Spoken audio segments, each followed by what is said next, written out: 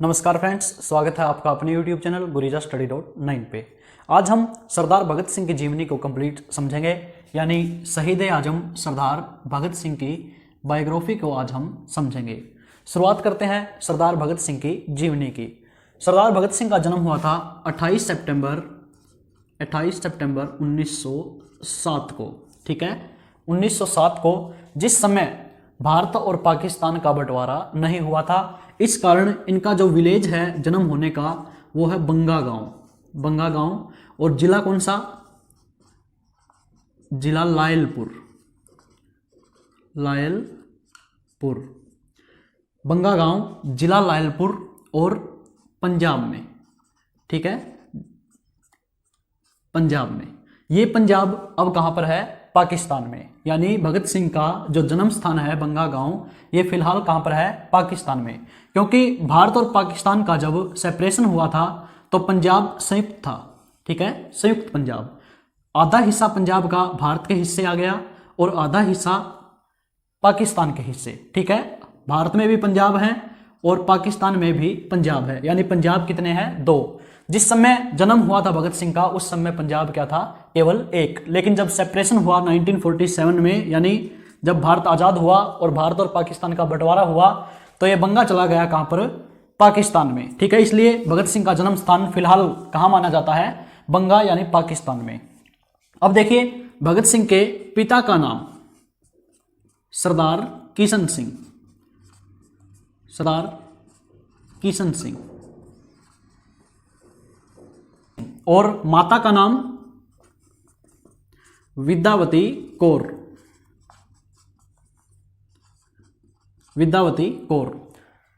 शहीद आजम सरदार भगत सिंह के पिता का नाम सरदार किशन सिंह व माता का नाम विद्यावती कौर था। अब देखिए, जब 1907 में 28 सितंबर 1907 को जब सरदार भगत सिंह का जन्म हुआ, उसी दिन क्या हुआ कि जो इनकी दादी थी सरदार भगत सिंह की, उनके 3 बेटे थे। कौन? सरदार किशन सिंह, सरदार अजीत सिंह और सरदार स्वर्ण सिंह। ठीक है, ये तीनों क्रांतिकारी गतिविधियां करने के कारण जेल गए हुए थे। और जिस दिन, यानी भगत सिंह की दादी के पुत्र, ठीक है, भगत सिंह की दादी के पुत्र कौन? भगत सिंह। ठीक है, जब इनका जन्म हुआ 1907 में, तो सरदार किशन सिंह यानी भगत सिंह के पिता और सरदार किशन सिंह के भाई यानी भगत सिंह के 2 चाचा जी जेल से रिहा हुए थे। ठीक है, इसी कारण 28 सितंबर 1907 को, यानी इनके जन्म दिवस को भाग्यवान पुत्र के जन्म दिवस के रूप में मनाया गया। और इनकी दादी ने भगत सिंह को भागों वाला पुत्र या भाग्यवान पुत्र का नाम दिया, जिस कारण इनका नाम रखा गया सरदार भगत सिंह। ठीक है, भगत सिंह नाम किसने रखा था? इनकी दादी जी ने, क्योंकि भगत सिंह के 2 चाचा और इनके पिता की जेल से रिहाई हुई थी, यानी जेल से छुटकर आए थे। किस दिन? जिस दिन भगत सिंह का जन्म हुआ था। और इसी कारण इनकी दादी ने इनको क्या कहा? भाग्यवान पुत्र। और इनका नाम क्या रखा? भगत सिंह। ठीक है, अब आगे देखिए। अब हम समझते हैं सरदार भगत सिंह की शिक्षा संबंधी बातों को, यानी शिक्षा और इनके बचपन का परिवेश कैसा रहा। ठीक है, सरदार भगत सिंह के पिता एक कृषक थे। इसके साथ साथ इनके चाचा जी और इनके पिता भी क्रांतिकारी विचारों के थे और क्रांतियों में हिस्सा लेते रहते थे। ठीक है, भगत सिंह ने शुरू से ही अपने चाचा जी के विचार देख रखे थे, सुन रखे थे। ठीक है, तो वो भी अंग्रेजों के प्रति अपना रोष व्यक्त करते थे। उन्होंने जो अंग्रेजों के अधीन लाहौर में स्कूल या कॉलेज चलते थे, उनमें पढ़ाई न करके उन्होंने कहां पर पढ़ाई की? इन्होंने पढ़ाई की दयानंद वैदिक हाई स्कूल। ठीक है, भगत सिंह ने शिक्षा संबंधी बातों में अगर हम देखें तो भगत सिंह ने लाहौर में जो ब्रिटिश सरकार के अधीन स्कूल चलते थे उनमें पढ़ाई नहीं की, बल्कि इन्होंने दयानंद वैदिक हाई स्कूल में पढ़ाई की, जो आर्य समाज की एक शाखा के द्वारा चलाया जाता था। ठीक है, अब देखिए, अब हम देखते हैं कि सरदार भगत सिंह के जीवन में आगे कैसे मोड़ आते गए। ठीक है, अब बात करते हैं हम 1915 की। 9 जनवरी 1915, इस दिन दक्षिण अफ्रीका से महात्मा गांधी वापिस लौटे थे। महात्मा गांधी का आगमन हुआ था कहां से? दक्षिण अफ्रीका से, साउथ अफ्रीका से। ठीक है, इस दिन को जो भारत है वो प्रवासी दिवस के रूप में मनाता है। प्रवासी भारतीय दिवस। 9 जनवरी 1915 को महात्मा गांधी साउथ अफ्रीका से वापिस आए थे भारत। इस कारण भारतीय इस दिवस को किस रूप में मनाते हैं? प्रवासी भारतीय दिवस में। लेकिन सबसे बड़ी बात क्या होती है कि जब 1915 में महात्मा गांधी वापिस लौटते हैं, इससे 1 साल पहले से ही यूरोप में प्रथम विश्व युद्ध हो रहा होता है, ठीक है। और भारत इंग्लैंड का क्या था? उपनिवेश। जब गांधी जी वापिस लौटे तो सभी लोगों ने यह माना कि एक बड़ा नेता आया है, यानी एक बड़ा वकील आया है, ये भी कुछ सुधार करेगा। लेकिन महात्मा गांधी जी ने लोगों को युद्ध में शामिल होने के लिए कहा था, ठीक है। उन्होंने आश्वासन लिया था अंग्रेजी सरकार से कि जब वो युद्ध जीत जाएंगे तो वो भारत को आज़ादी देंगे। लेकिन जब युद्ध समाप्त हो जाता है 1917-18 के करीब, तो क्या होता है कि जब भारतीय अपनी मांग रखते हैं कि अब आज़ाद कर दिया जाए और क्रांतियां करने लगते हैं, तो सरकार एक एक्ट पास करती है। कौन सा? Roulette act. रोलेट एक्ट, ठीक है। रोलेट एक्ट में बिना दलील, बिना अपील, बिना वकील, यानी किसी पर भी अगर शक हो जाए तो उस क्रांतिकारी को जेल में डाल सकते हैं, ठीक है। जब रोलेट एक्ट का विरोध किया गया और जलियांवाला बाग में, यानी 13 अप्रैल 1919, अब बात आती है 13 अप्रैल 1919, इस समय भगत सिंह की आयु हो जाती है 12 वर्ष, ठीक है। जब 13 अप्रैल 1919 को रोलेट एक्ट के विरोध में जलियांवाला बाग में करीब 1000 लोगों की एक सभा, शांत सभा प्रदर्शन कर रही होती है, तो यहां पर जनरल डायर ने, ठीक है, जनरल डायर ने भरी सभा पर गोलियां चलाने के आदेश दे दिए थे, ठीक है। इतिहास में इसको काला दिन माना जाता है क्योंकि इसमें 1000 से भी ज्यादा निर्दोष इस दिन मारे गए थे, ठीक है। 12 वर्ष के थे भगत सिंह, और जिस समय जलियांवाला बाग हत्याकांड हुआ उसी समय ये स्कूल से वापस आकर के लगभग 22 किलोमीटर पैदल चल करके घटना स्थल पर पहुंचते हैं, जलियांवाला बाग में पहुंचते हैं, और शहीदों के खून से जो लिपटी हुई मिट्टी होती है उसको मुट्ठी में उठा करके लेकर आते हैं और कसम खाते हैं कि इनका बदला एक दिन जरूर लिया जाएगा, ठीक है। लेकिन अब बात आती है कि जिस समय जलियांवाला बाग हत्याकांड हो जाता है और बाद में गांधी जी इसका विरोध करते हैं और इस पे रोष जताने के लिए कि अंग्रेजों को भगाया कैसे जाए, क्योंकि महात्मा गांधी की जो नीति थी वो थी अहिंसा पर, ठीक है। महात्मा गांधी अहिंसा के बल पर भारत को आजादी दिलवाना चाहते थे, तो इन्होंने 1920 में अंग्रेजों के खिलाफ अपना असहयोग आंदोलन शुरू कर दिया। असहयोग आंदोलन, ठीक है, असहयोग आंदोलन शुरू कर दिया। ये जो एग्जैक्ट डेट है ये है 1 अगस्त 1920। 1 अगस्त 1920 को असहयोग आंदोलन प्रारंभ होता है, ठीक है।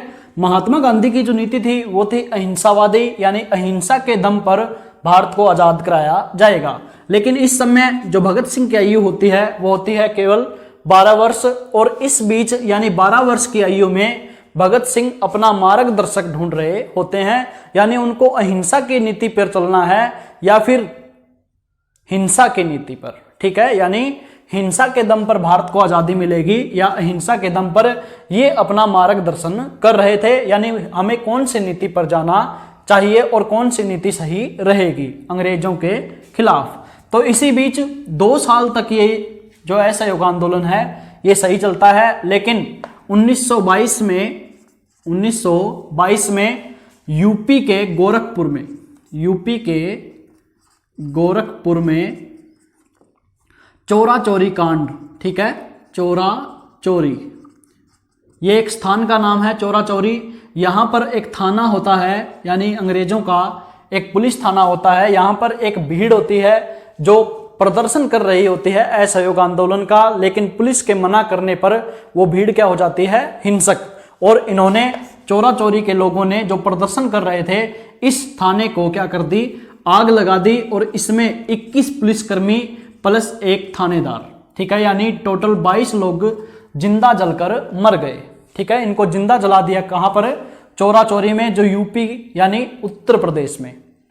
अब क्या होता है, जब यह घटना यानी इस घटना की न्यूज सब तक फैलती है तो महात्मा गांधी जी बोलते हैं कि मैंने अहिंसा के दम पर बोला था कि आपको अहिंसा नहीं करनी, आपको अहिंसा का सहारा लेना है, यानी हिंसक नहीं होना, लेकिन आप हिंसक हो गए तो हम ये आंदोलन वापस लेते हैं। और महात्मा गांधी जी ने आंदोलन यह कहते हुए वापस ले लिया कि अभी हमारे जो भारत के लोग हैं वो आज़ादी के लिए परिपक्व नहीं है, यानी पूरी तरह से तैयार नहीं है। यानी उनका कहने का मतलब यही हुआ कि जो भारतीय हैं वो अभी गुलामी में रहने के लायक हैं, वो पूरी तरह से क्या है, परिपक्व यानी तैयार नहीं हुए हैं। लेकिन इस बात की जो भगत सिंह थे इन्होंने विरोध किया और ये बात जो बोली उन्होंने, ये उनको पूरी तरह से ठेस पहुंचाने का काम कर गई।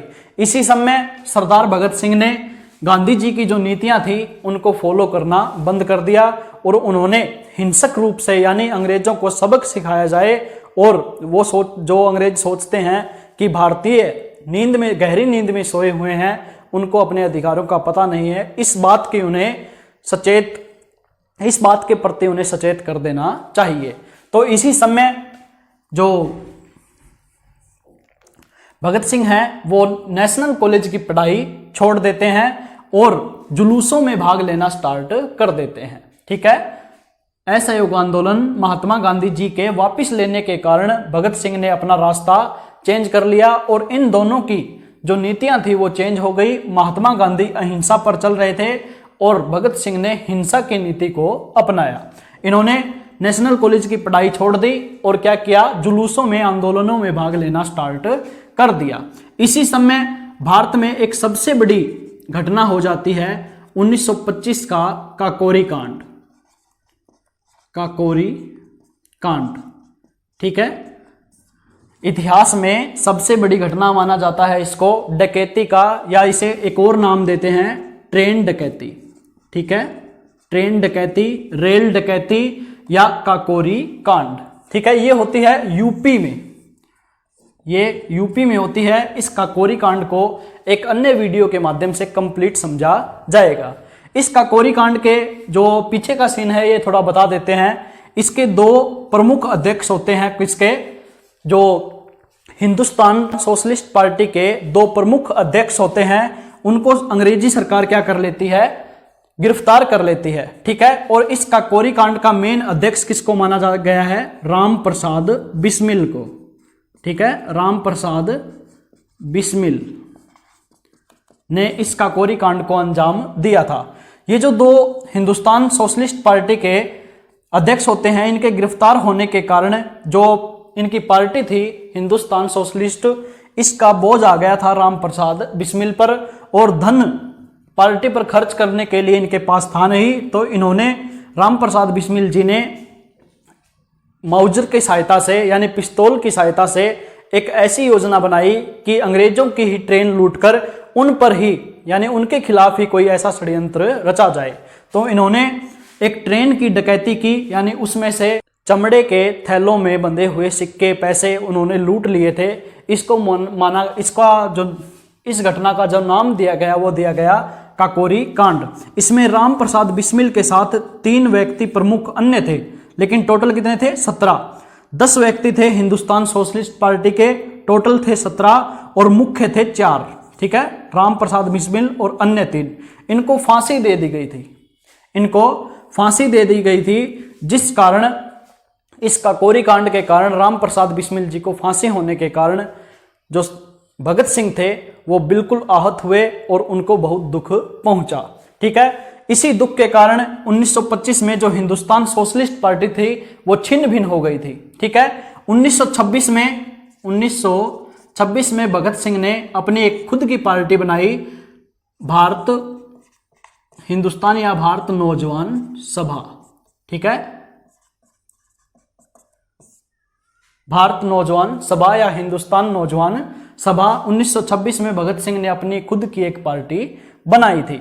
अब देखिए, जब काकोरी कांड के क्रांतिकारियों में से 4 क्रांतिकारियों को फांसी की सजा देने के कारण, फांसी की सजा दे दी जाती है ब्रिटिश सरकार द्वारा, तो भगत सिंह बहुत निराश होते हैं। उन्होंने तभी अपनी पार्टी जो नौजवान भारत सभा थी उसका विलय कर दिया, किसमें, हिंदुस्तान रिपब्लिकन एसोसिएशन में। ठीक है, हिंदुस्तान रिपब्लिकन एसोसिएशन में विलय कर दिया और एक नया नाम दिया इस पार्टी को, और विलय किसके साथ मिलकर किया? चंद्रशेखर आजाद के साथ। ठीक है, चंद्रशेखर आजाद भगत सिंह के मित्र थे, और इनके साथ इन्होंने जो इनकी पार्टी थी नौजवान भारत सभा, उसको विलय कर दिया। किसकी पार्टी में? जो चंद्रशेखर आजाद थे वो पहले कौन सी पार्टी के मान लो नेतृत्व करता या फिर कौन सी पार्टी के सदस्य थे? Hindustan Republican association. जब नौजवान भारत सभा यानी भगत सिंह की पार्टी और चंद्रशेखर आजाद जिस पार्टी में थे उस पार्टी का विलय हो जाता है, तो उसका नाम नया रख दिया जाता है। कौन सा? Hindustan socialist Republican association. ठीक है, हिंदुस्तान सोशलिस्ट रिपब्लिकन एसोसिएशन, ये इनकी नई पार्टी बन जाती है। अब देखिए, अब बात आती है 1928 पर। 1928 पर आपको पता होगा कि आजादी से पहले 1928 जो सन है इसमें एक घटना हुई थी। कौन सी? साइमन कमीशन की। ठीक है, इस समय साइमन कमीशन भारत आया था। Simon commission, Simon commission Bharat आया था और इसका विरोध हुआ था पूरे भारत में काले झंडे दिखा करके। अब देखिए, साइमन कमीशन का जो कारण था कि विरोध क्यों हुआ था, क्योंकि इसके जो सभी सदस्य थे जो भारत की सुविधाओं का, अंग्रेजों द्वारा दी जाने वाली सुविधाओं का मुआयना करने आए थे, इसके सभी सदस्य क्या थे? अंग्रेज। और इसके अध्यक्ष कौन थे? Sir John Simon. ठीक है, सर जॉन साइमन, इसलिए इसको क्या नाम दिया गया? Simon commission. साइमन कमीशन वापस जाओ के नारे लगाए थे पूरे भारतवर्ष में और इसका विरोध किया गया। इसका विरोध करते हुए जो सबसे बड़ी घटना हुई थी वो हुई थी लाहौर में। ठीक है, साइमन कमीशन का लाहौर में एक शांति प्रिय माहौल से क्या किया जा रहा था? विरोध किया जा रहा था। और इसके सबसे बड़े जो अध्यक्ष थे विरोध में वो थे लाला लाजपत राय। लाला लाजपत राय। ठीक है, लाला लाजपत राय। लाला लाजपत राय ने विरोध किया और जो सरकारी आदेशों के अनुसार यानी सरकार ने, ब्रिटिश सरकार ने आदेश दिए कि जो भी विरोध कर रहा है उस पर लाठीचार्ज किया जाए। ठीक है, लाठीचार्ज किया जाए। तो लाला लाजपत राय पर भी लाठीचार्ज किया गया और सबसे आगे होने के कारण इनको सबसे ज्यादा लाठियां पड़ी। यहां पर तो ये हो जाते हैं घायल। ठीक है, घायल हो जाते हैं और लाठी पड़ते हुए जिस समय इनके लाठी लग रही थी उस समय ये बोले कि मेरे शरीर पर पड़ने वाली एक एक लाठी ब्रिटिश सरकार के ताबूत में एक एक किल का काम करेंगी। ठीक है, उसके बाद इनकी मृत्यु हो जाती है, यानी बाहर आने के बाद उस माहौल से इनकी मृत्यु हो जाती है और इनकी मौत की जो सनसनी थी वो कंप्लीट भारत में फैल जाती है। ठीक है, 30 अक्टूबर 1928 को 30 अक्टूबर 1928 को लाला लाजपत राय जी की मृत्यु हो जाती है। अब देखिए, भगत सिंह और उसके साथियों ने 17 नवंबर 1928 को स्कॉट को मारने का प्लान बनाया। यानी किस प्रकार लाला लाजपत राय जी की मृत्यु का बदला लिया जाए, तो इन्होंने स्कॉट को मारने का, यानी स्कॉट क्या थे उस समय? एसपी थे, British superintendent of police. SP को मारने का इन्होंने प्लान बनाया और भगत सिंह और उसके साथियों ने लाहौर कोतवाली पर अपना मान लो प्लान बना लिया। ठीक है, कि जब लाहौर कोतवाली के सामने जब स्कॉट आएंगे तो उनको गोली मारी जाएगी। लेकिन स्कॉट उस समय नहीं पहुंचते और पहुंच जाते हैं कौन? सैंडर्स। ठीक है, सैंडर्स ये भी सरकारी अधिकारी होता है और सैंडर्स को देखते ही भगत सिंह और उसके साथियों ने इन पर गोली चला दी और इनको मार करके लाला लाजपत राय जी का बदला लिया। ठीक है, जहां कंप्लीट भारत लाला लाजपत राय जी की मृत्यु पर दुखी था या दुख व्यक्त कर रहा था, उस समय इन्होंने इन मौत का बदला लेना चाहा और वह कंप्लीट किया। ठीक है, स्कॉट को मार दिया और इनको एक पुलिस वाला यानी भारतीय था वो, जो इनको पकड़ने के लिए पीछे भाग रहा था, उस पर भी इन्होंने गोली दागी और उसको भी मार दिया था। ठीक है, अब देखिए, जो ये सैंडर्स को मारने वाली घटना थी, ये भगत सिंह की जीवन की ऐसी घटना थी जिसके बाद इन्होंने अपने दाढ़ी और बाल कटवा लिए थे ताकि किसी को पहचान में ना आए। अब देखिए, 8 अप्रैल 1929 8 अप्रैल 1929 को ब्रिटिश सरकार ने मजदूर विरोधी कानून पास किए। मजदूर विरोधी कानून पास करने की इच्छा से अंग्रेजी सरकार क्या कर रही थी, अपना प्लान बना रही थी। मजदूर विरोधी कानून, जिनको मजदूरों के लिए काला कानून भी कहा गया। ठीक है, मजदूर विरोधी कानून सरकार ने पास करने चाहे तो भगत सिंह और उसके साथियों ने इन मजदूर विरोधी कानूनों का उल्लंघन करने के लिए या इनको यह बताने के लिए कि इन कानूनों को पारित नहीं किया जा सकता, ठीक है, इस बात के लिए रोष प्रकट करने के लिए भगत सिंह और उसके साथियों ने दिल्ली की केंद्रीय असेंबली में बम फेंका था। केंद्रीय असेंबली में, ठीक है, केंद्रीय असेंबली में बम फेंका था। इन कानूनों के बारे में भगत सिंह और उसके साथी पहले से अवगत थे कि ये कानून मजदूरों के लिए कोई भी सहायता का कार्य नहीं कर सकते, क्योंकि जिन मजदूरों की हालत पहले से ही खराब है उन पर और कानून लगाए जाने के कारण वो क्या होंगे, और भी ज्यादा पिछड़ जाएंगे।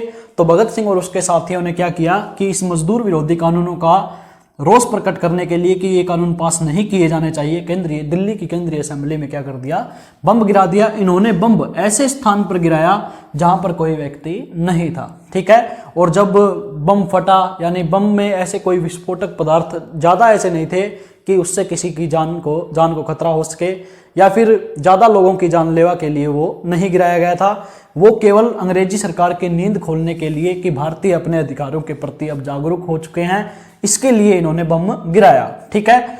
ये बम गिरा करके वहीं पर इंकलाब जिंदाबाद के नारे लगाने लगे और इन्होंने पर्चे हवा में उछालते हुए इंकलाब जिंदाबाद के नारे लगाए।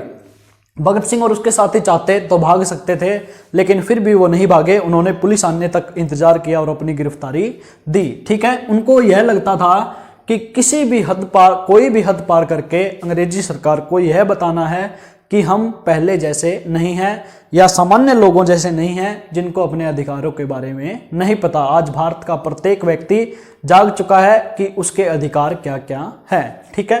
फिर जब इन्होंने गिरफ्तारी दी तो जिस जेल में भगत सिंह को रखा गया उस जेल के हालात बहुत नाजुक थे, ठीक है।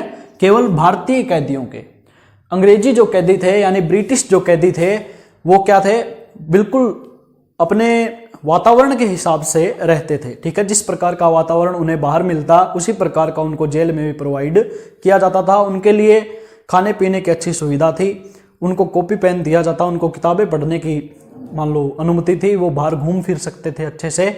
लेकिन भारतीय कैदियों की बिल्कुल दुर्दशा थी, उनको खाना भी अच्छे ढंग का नहीं दिया जाता था।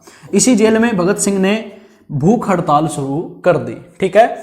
फिल्म देखी भी होगी आपने, जो भगत सिंह की कई मूवीज हैं उनमें दिखाया गया है कि भगत सिंह और उनके साथियों को जबरन दूध पिलाया जाता था, उनको पानी भी नहीं दिया जाता था ताकि भूख हड़ताल से कोई मर ना जाए। लेकिन जब भूख हड़ताल का रुख ज्यादा मान लो बढ़ गया और हिंसक लगने लगा तो इन्होंने भगत सिंह और उसके साथियों को लाहौर जेल में शिफ्ट कर दिया। लाहौर जेल में शिफ्ट कर दिया किसको, भगत सिंह और उसके साथियों को। लेकिन वहां पर भी क्या हुआ, इन्होंने अपनी भूख हड़ताल जारी रखी और इनका एक और साथी यहां पर जुड़ गया था, कौन, बटुकेश्वर दत्त,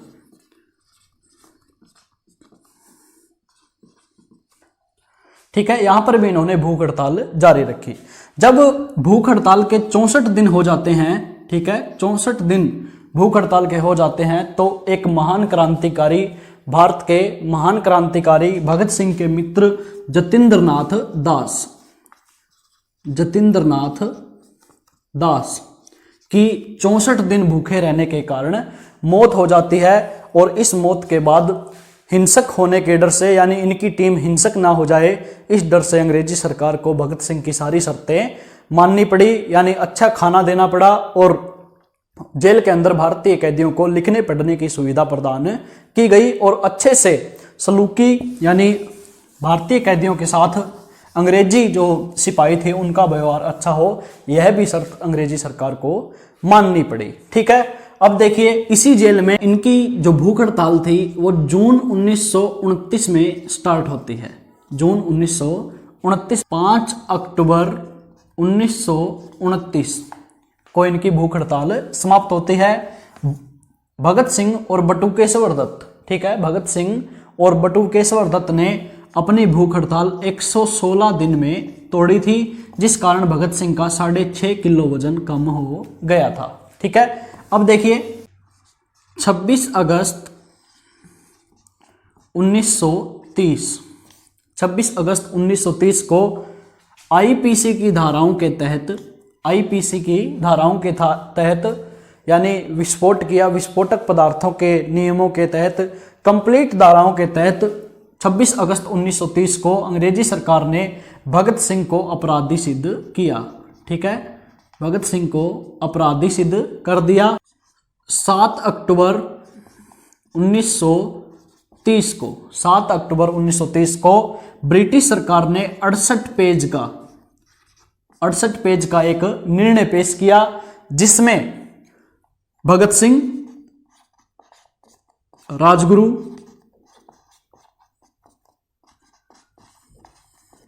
और सुखदेव, भगत सिंह, राजगुरु और सुखदेव को फांसी की सजा सुनाई गई। ठीक है, फांसी की सजा सुनाई गई। जो फांसी की सजा पहले जो निर्धारित की गई थी वो की गई थी 24 मार्च 1931 को फांसी की सजा निर्धारित की गई थी, लेकिन भारतीय लोगों के क्रांति के डर से, यानी भारतीय लोग हिंसक ना हो जाएं या कोई आंदोलन न कर बैठें, इस कारण भगत सिंह को एक दिन पहले फांसी दी गई। 23 मार्च 1931, 23 मार्च 1931 साय 7:33 पे। ठीक है, साय 7:33 पर भगत सिंह को फांसी दी गई। भगत सिंह की कहानी यहां पर समाप्त नहीं होती, जबकि अंग्रेजी सरकार ने क्या किया, लाहौर जेल की जो बैक साइड की दीवार थी उसको तोड़ दिया, और इनका जो शरीर था, यानी पार्थिव जो शरीर था, इनका मृत शरीर, उसको कोई देख ना ले, इस कारण इन्होंने इनके शरीर के टुकड़े टुकड़े कर दिए थे। ठीक है, कुहाड़ियों से इनके शरीर के टुकड़े टुकड़े करके बोरों में भर के और फिरोजपुर की तरफ ले जाया गया। ठीक है, फिरोजपुर की तरफ ले जाया गया, और यहां पर जाकर इन्होंने घी की बजाय मिट्टी के तेल से, ठीक है, केरोसिन ऑयल, मिट्टी के तेल से इनके शरीर को जलाया जाने लगा। जब वहां के लोगों ने जलती हुई लाशों को देखा या आग जलती हुई देखी तो वो करीब आने लगे, और अंग्रेजी सरकार के अधिकारियों ने इनके टुकड़ों को, शरीर के टुकड़ों को सतलुज नदी में फेंक दिया। ठीक है, सतलुज नदी में फेंक दिया। जब वहां गांव के लोगों ने इनके शरीर के टुकड़ों को पहचाना तो उन्होंने फिर विधिवत यानी विधि पूर्वक इनका दाह संस्कार किया, और भगत सिंह, राजगुरु, सुखदेव हमेशा के लिए अमर हो गए। ठीक है, अब देखिए भगत सिंह के बारे में हम कुछ रोचक तथ्य जानते हैं कि भगत सिंह को 4 से अधिक भाषाएं आती थी। ठीक है, 4 से अधिक भाषाएं आती थी, जिसमें हिंदी, पंजाबी, उर्दू और बांग्ला। ठीक है, हिंदी, पंजाबी, उर्दू और बांग्ला का इनको ज्ञान था। इन्होंने अपनी एक कविता लिखी थी, मैं नास्तिक क्यों हूं। ठीक है, मैं नास्तिक क्यों हूं। इसकी प्रतियां बहुत फेमस हुई, या ये जो इनकी कविता थी ये बहुत ज़्यादा फेमस रही थी, और इसके कई भाषाओं में अनुवाद भी हुए थे। अब देखिए भगत सिंह ने भारतीयों को ही नहीं बल्कि अंग्रेजों को ही नहीं बल्कि भारतीयों को भी भारतीयों का दुश्मन माना। यानी जो व्यक्ति मजदूर का शोषण करने के लिए दूसरे व्यक्ति से हाथ मिलाता है, अंग्रेजी सरकार से जिसने हाथ मिलाया और खुद भारतीयों पर शासन करने की चाह रखी, वो भी भारत का एक दुश्मन माना गया, और इन्होंने कहा कि उसको खत्म करना बिल्कुल अनिवार्य होगा। ठीक है,